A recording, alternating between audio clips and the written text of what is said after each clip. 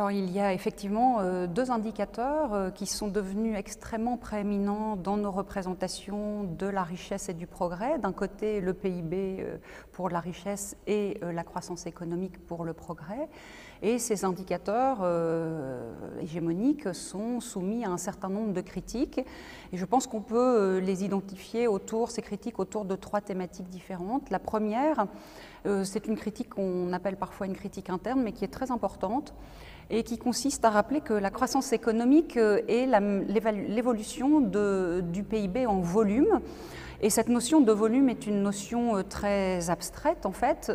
mais d'une certaine manière, les statisticiens ont pour habitude de la calculer, cette valeur en volume, à partir de la valeur en euros ou en dollars qu'ils déflatent par un indice de prix. Or, cet indice de prix, aujourd'hui, dans le capitalisme contemporain, est devenu quelque chose d'assez compliqué à mesurer, d'assez délicat en tout cas. Cela pour plusieurs raisons. Première raison, c'est qu'effectivement, le prix dans les services non marchands est quelque chose de relativement fictif qu'il faut reconstruire. Deuxième raison, c'est que les activités du PIB, les activités économiques, relèvent pour plus des 2/3 du PIB d'activités de services et que sur une bonne partie des activités de services, on a des difficultés à capter de manière rigoureuse ce que peut être l'évolution d'un indice de prix. Et troisième raison, d'une manière plus générique pour l'ensemble de l'activité économique, celle-ci est traversée par des innovations en continu. Et ces innovations font qu'on peine à capter un indice de prix régulier et qui mesurerait la production, disons, à qualité constante. Toutes ces raisons concourent au fait que finalement la croissance économique, qui est l'évolution du PIB en volume, est quand même quelque chose de très très délicat, bien sûr conventionnel, mais très très délicat à mesurer. Deuxième type de critiques, qui sont des critiques plus contemporaines, j'allais dire, en tout cas plus récentes, et dont les principales, dont l'engouement autour de ces critiques remonte au début des années 1990 et porte au fond sur l'idée que le PIB, de plus en plus, est utilisé comme une approximation, en statistique on utilise le terme de proxy, comme une approximation de ce qu'est le bien-être. Et lorsqu'on utilise dans l'action publique, comme dans les médias ou dans l'analyse économique, le PIB comme proxy du bien-être, alors le PIB est soumis à de nouvelles critiques. Et parmi ces critiques, il y a le fait que le PIB est toujours la somme des valeurs ajoutées, et donc quel que soit le type de valeur ajoutée, celles-ci viennent toujours augmenter le bien-être, que ce soit des activités qui viennent réparer par exemple les dégâts écologiques ou sociaux liés à l'activité anthropique, que ce soit des activités de consommation de psychotropes, ou que ce soit, comme l'a fait récemment le Royaume-Uni en intégrant l'activité illégale, en augmentant les activités illégales de consommation, production de drogue ou de prostitution. Ça, c'est pour la deuxième critique. Troisième critique, plutôt externe, disons, c'est le fait que le PIB est un indicateur qui est complètement indifférent à l'évolution des inégalités. Et on peut très bien imaginer, comme ça a été le cas dans les années récentes aux États-Unis, voire en France, qu'une croissance économique positive, finalement, serve le 1% ou le 10% des plus riches, et sans que pour cela, le reste de la population ne profite des fruits de cette répartition de la richesse, ou des fruits de cette richesse et de cette production. Et puis, dernière critique qui a concentré une bonne partie des énergies contestataires autour de la croissance économique comme indicateur de progrès, c'est le fait que c'est un indicateur de flux, et donc il nous donne une vision finalement de l'activité, de la densité de l'activité économique à court terme, mais il ne dit absolument rien de ce que l'on peut appeler les stocks ou de ce que certains appellent les patrimoines, et qui sont finalement des richesses, au sens plus large cette fois, mais au sens de stock, sur lesquels finalement on vient puiser pour pouvoir avoir cette activité économique, ce flux d'activité économique à court terme. Et évidemment, les stocks auxquels on pense assez spontanément, ce sont les stocks environnementaux, voire pourquoi pas les stocks sociaux de patrimoine social, comme l'énonce par exemple Dominique Méda. Troisième critique, celle-ci est beaucoup plus radicale en quelque sorte, elle consiste à renverser un tout petit peu l'argumentaire et à considérer qu'au fond,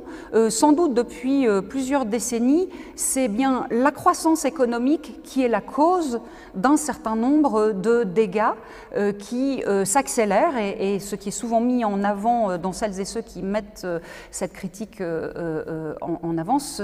mettent en avant l'idée du changement climatique.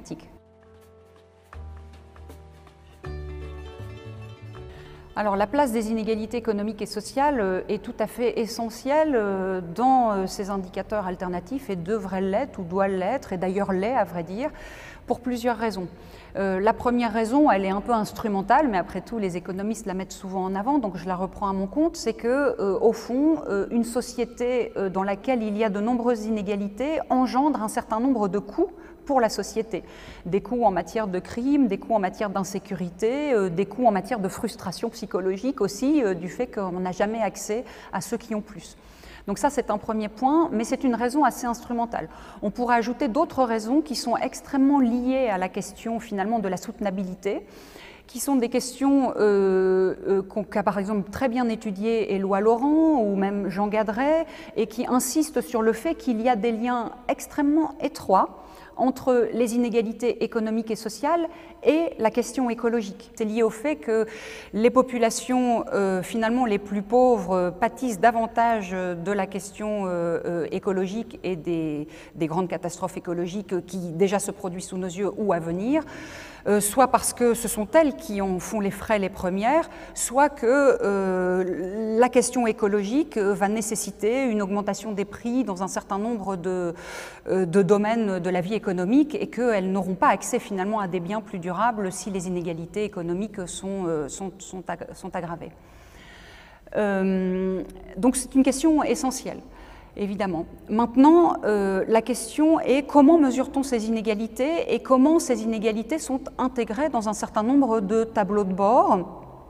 Les indicateurs qui sont généralement retenus sont des indicateurs, et que retient par exemple l'Union européenne, sont des indicateurs soit d'inégalité de salaire, soit d'inégalité de revenus, et très peu finalement d'inégalité de patrimoine, ce que par exemple réclame Thomas Piketty dans ses travaux déjà depuis une dizaine d'années. Et évidemment, selon que l'on braque le projecteur sur les inégalités de salaire, de revenus disponibles bruts ou de patrimoine, on ne raconte pas du tout la même histoire. Premier point. Deuxième point, évidemment, selon que l'on retient les deux extrêmes de la population pour les comparer l'une à l'autre, ou selon que l'on retienne des éléments un peu médians, on ne va pas non plus raconter la même histoire sur les inégalités. Et ça peut avoir parfois des incidences extrêmement importantes selon le choix de tel ou tel indicateur, y compris en matière d'évolution de ces inégalités, et donc on ne racontera pas la même histoire en matière de performance sociale autour des inégalités.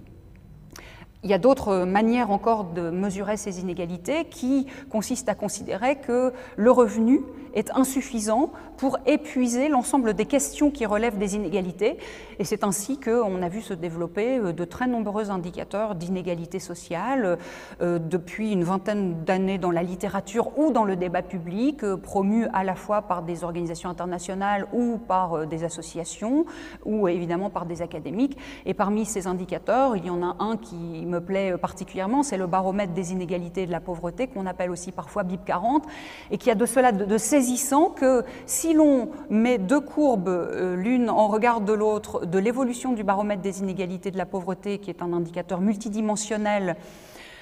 des inégalités et des pauvretés sur les territoires français, et quand on le met au regard d'un indice type D9 sur D1, interdécile, des salaires ou des revenus, dans un cas, le baromètre progresse de manière incessante des inégalités de la pauvreté, tandis que l'indice interdécile a plutôt tendance à se réduire au cours du temps. Donc on voit bien le contraste, non pas sur le fait que l'un serait plus vrai que l'autre, mais que, et ça c'est pour moi un point fondamental, tous les indicateurs macro-socio-économiques sont toujours des conventions sociopolitiques. Et donc le choix que vous faites de porter le regard plutôt sur les salaires, plutôt sur les revenus, plutôt avec ou sans protection sociale, plutôt sur le patrimoine, plutôt de manière unidimensionnelle en tenant compte que de la question monétaire ou plutôt pluridimensionnelle en tenant compte d'un certain nombre d'autres inégalités qui peuvent d'ailleurs se cumuler, alors souvent on ne raconte pas la même histoire du tout. Le choix qui a été fait par le CESE et France Stratégie, à ce stade en tout cas, j'espère que le gouvernement ira jusqu'au bout de cette décision un peu collective, c'est de retenir finalement en regard le salaire moyen des 10% les plus riches rapporté au salaire moyen, ou pardon, au revenu moyen des 10% les plus riches rapporté au revenu moyen des 10% les plus pauvres, qui me semble être un indicateur assez consensuel et sur lequel on peut déjà dire pas mal de choses en matière d'inégalité et en particulier alerter sur le fait que ces inégalités progressent en France depuis quelques années.